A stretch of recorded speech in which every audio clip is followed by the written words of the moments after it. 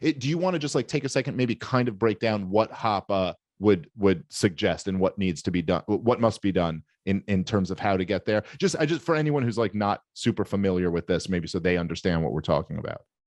Right. I mean, he basically talks about local politics, getting people elected into certain spots, and then pushing to privatize everything.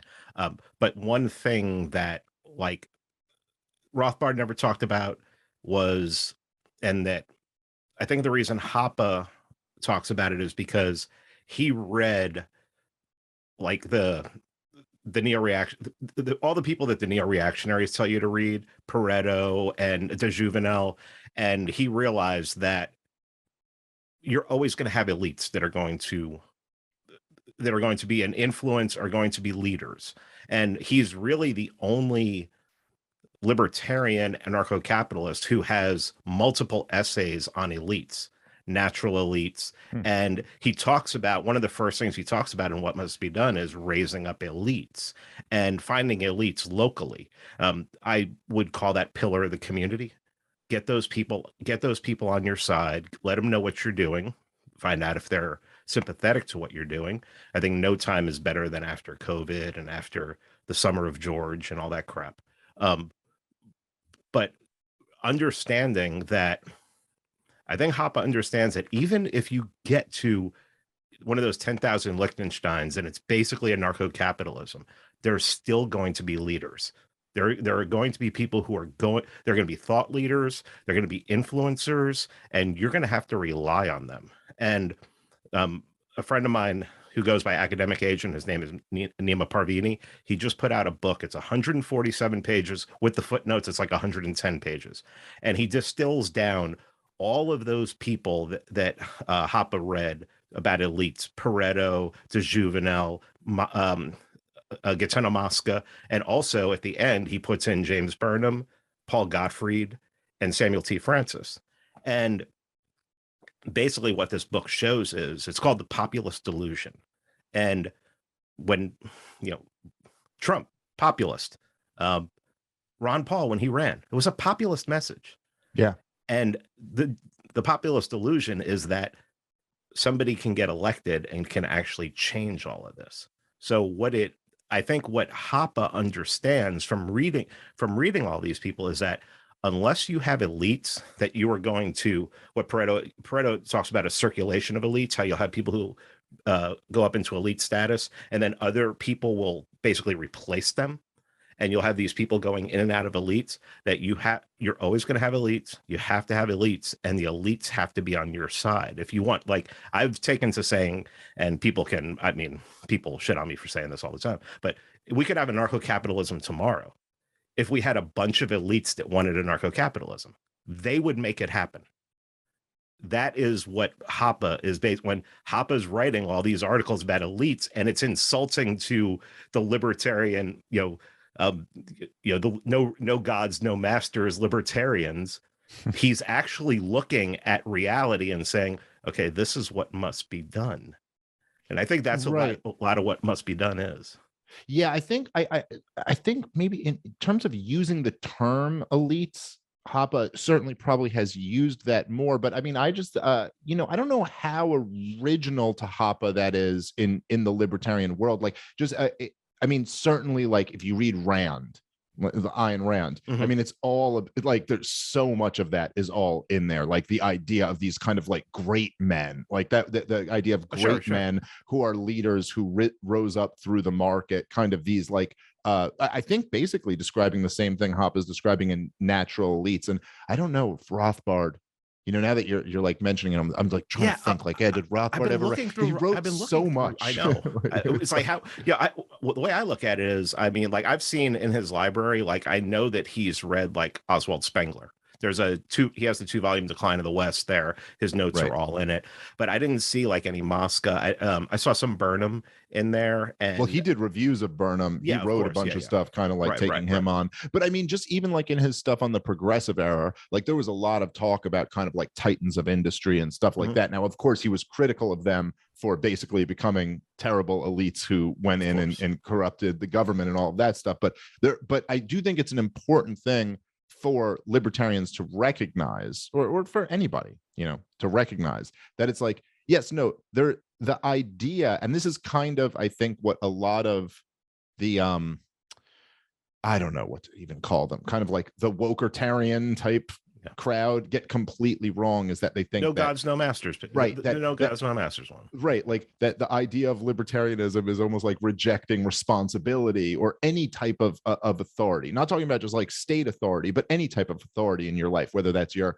parents or your boss or your church or your community or anything like that. And that the idea that that's not going to exist in one capacity or another is profoundly childish. It's like it's a profoundly infantile way to look at the world. And I know I have heard you quote this before, and I've quoted it many times on the show, as a Tucker Carlson line that I just thought was so great, when someone called him a populist, and he goes, "I'm not a populist, I'm an elitist. I just believe in impressive elites. Like I just don't want to pretend the elites are Nancy Pelosi." And like, it's like, come on, like that's not, and you see this all the time, and we still do have natural elites in our society all over the place. I think there's lots of different categories and different, even just something as silly as like athletes in a certain way are natural elites. We respect them because of something tangible that's natural.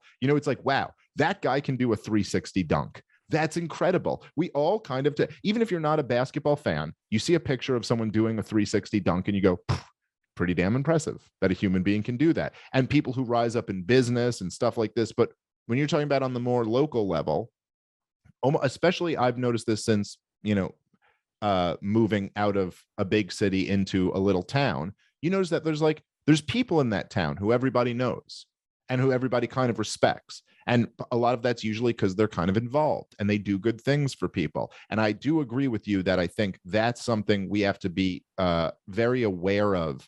And that if we're going to really ever achieve a society with a higher degree of liberty, it's going to have to be it's not going to be Washington, D.C. ruling, 300 million people. It's going to be some form of decentralization.